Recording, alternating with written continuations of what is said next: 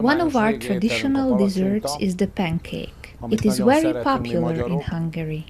We eat it both with sweet and salty filling.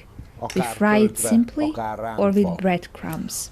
The recipe of the pancakes pasta for 4 people is the following. We mix half a kilo of flour with the yolk of 1 egg. We pour half a liter of sparkling water on it. We can put a little bit more water as well. It has to be liquid, but thick. We season it with a pinch of salt. The most important thing is that the pasta has to be a thick, but not too thick liquid. We prepare the pancake in the following way.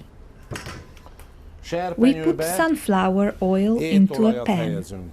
We put the pan on the fire. It is important that we heat it until the oil is hot. We put 1 ladle of pancake pasta into the oil and we spread it everywhere in the pan.